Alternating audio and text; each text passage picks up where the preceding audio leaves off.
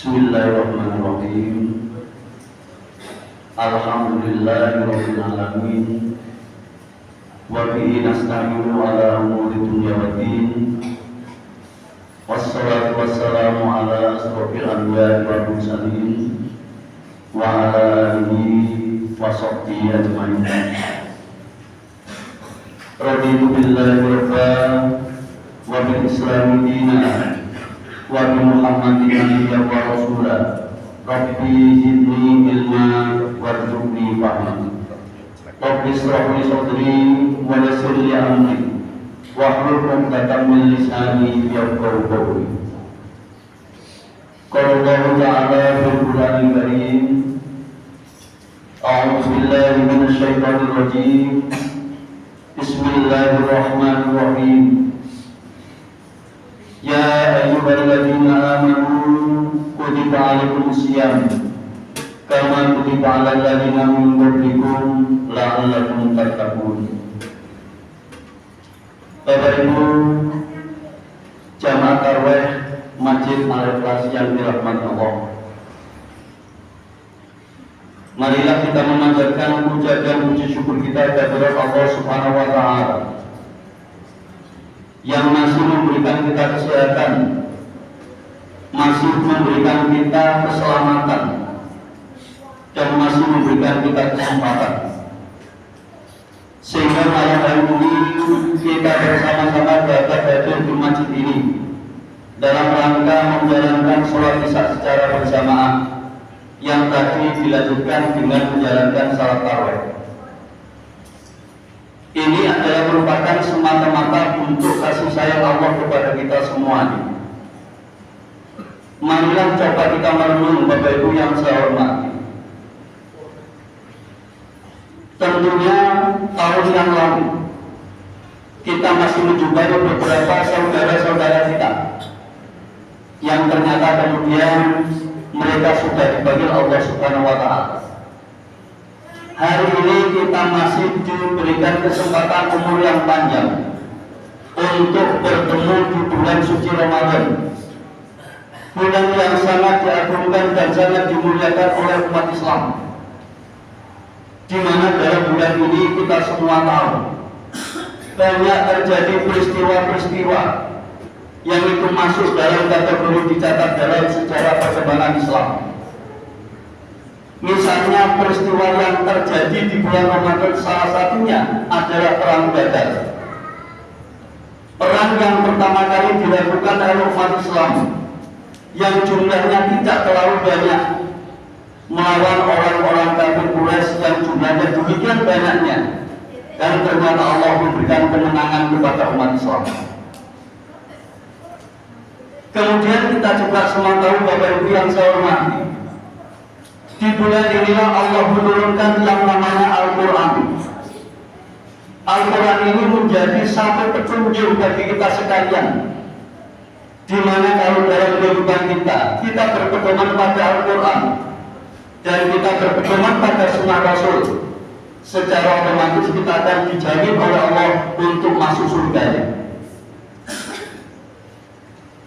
Bapak Ibu yang saya hormati, ketika kita membicarakan masalah yang terkait dengan puasa, ini adalah merupakan satu kajian yang sangat menarik, di mana puasanya adalah merupakan satu ibadah yang saling terkait antara puasa yang kita lakukan dengan perbuatan-perbuatan yang lain yang kita lakukan atau dilakukan oleh jasmani kita ini.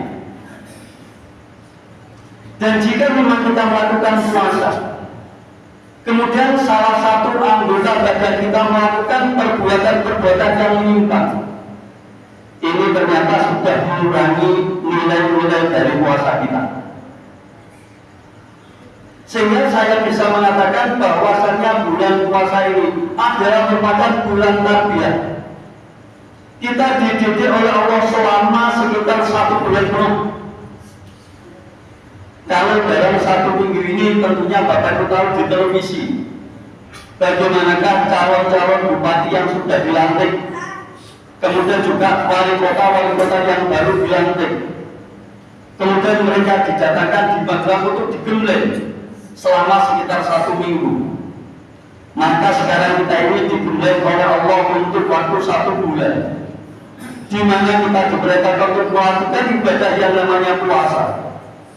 Di mana kalau dalam aturan puasa ini adalah ibadah yang dilakukan, tidak makan dan tidak minum, tidak melakukan hubungan badan, dimulai dari terbitnya fajar atau waktu imsak dari subuh, kemudian sampai nanti kita diperbolehkan untuk makan atau minum itu adalah sekitar maghrib. Kalau sekarang kurang lebih selama 14 jam itu dalam waktu hitungan 1 hari.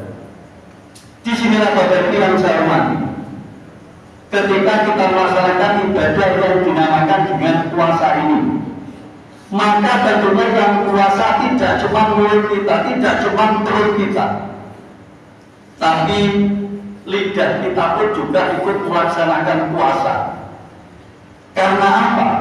Ketika kita melaksanakan puasa, perut kita lapar, mulut kita halusnya luar biasa, kemudian kita tidak bisa menjaga lidah kita tidak mampu mengendalikan ucapan kita, maka tentunya akan sangat berpengaruh pada kualitas puasa kita.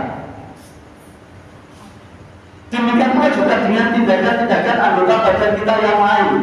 Misalnya mata kita, ketika di hadapan kita, di tempat keramaian, itu ada sesuatu yang memang tidak boleh kita pandang. Kemudian ternyata kita juga memandangnya, mungkin dengan dalih eman-eman dan seterusnya. Ini tentunya juga sangat berpengaruh kepada hakikat dari puasa kita. Bapak Ibu yang saya hormati, kita ini kan tidak lepas dari itu yang namanya bermasyarakat.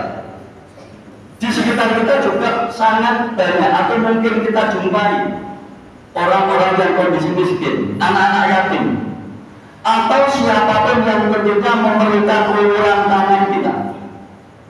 Ternyata kalau kita berpuasa bukan kita tidak peduli kepada mereka, ini tentunya juga sangat berpengaruh pada puasa yang kita lakukan. Sehingga sekali lagi Bapak Ibu yang saya hormati, saya bisa mengatakan bahwasanya puasa ini merupakan ibadah yang kompleks, merupakan ibadah yang tidak cuma dilakukan karena lapar dan haus saja, tetapi anggota badan kita juga harus melaksanakan apa yang dinamakan dengan puasa. Kemudian dalam konteks sosial Bapak Ibu, dengan puasa ini maka timbul kepedulian kita kepada sesama kita. Dari subuh sampai dengan maghrib kita baru boleh makan. Ini kita merasakan. Kalau kita barangkali selama 11 bulan yang lalu setiap hari bisa makan 3 kali, mungkin orang-orang yang miskin, anak-anak yatim, ini sangat mungkin bahwa mereka satu hari saja tidak bisa makan selama 3 kali penuh. Akhirnya apa? Dia rasain. Sehingga dengan puasa Ramadan ini juga ditanamkan satu sikap, bagaimanakah kita juga peduli kepada sesama kita juga peduli kepada orang-orang yang ada di lingkungan kita. Dan alhamdulillah Masjid Al-Ikhlas ini pun sudah berupaya sedemikian rupa. Salah satu bentuk yang nyata adalah ketika maghrib untuk berbuka, di sini pun sudah disediakan yang namanya makan. Ini adalah merupakan sesuatu yang luar biasa menurut saya, dan mudah-mudahan untuk tahun depan bisa ditingkatkan, mungkin menjadi sahur pun juga kita sediakan, ataukah juga mungkin kita lakukan layanan-layanan yang lebih baik. Karena memang kita tahu betul bahwa di lingkungan kita itu memang masih banyak orang yang harus kita berikan seperti itu.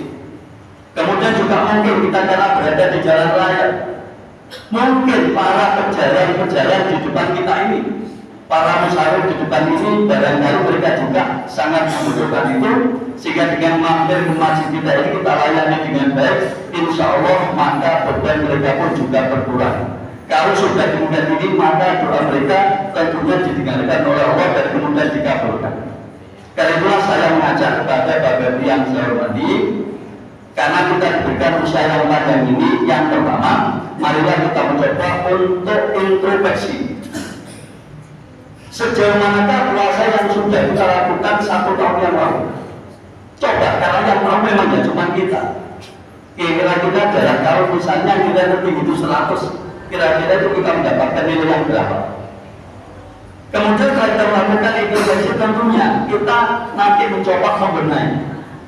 Jadi kemarin mungkin ada ucapan kita yang kurang berkenan, ada tindakan kita yang juga tentunya berkenan, kurang berkenan. Maka kemudian kita lakukan perbaikan di puasa di tahun ini. Dengan demikian harapan kita adalah sebagaimana Rasulullah mengatakan, man shoma Ramadan imanan wa ihtisaban ghufira lahu ma taqaddama min dhanbi. Jika memang ibadah kita lakukan dengan benar sesuai dengan tuntunan, maka secara otomatis sabda Rasul tadi akan mengenai kepada kita. Lah inilah Bapak Ibu yang saya hormati, mudah-mudahan kualitas puasa kita di tahun ini baik dibandingkan dengan tahun yang lalu, dan mudah-mudahan Allah masih berikan umur panjang kepada kita sehingga kita dipermudah lagi pada bulan Ramadan, bulan yang mulia ini. Beliau Assalamualaikum warahmatullahi wabarakatuh.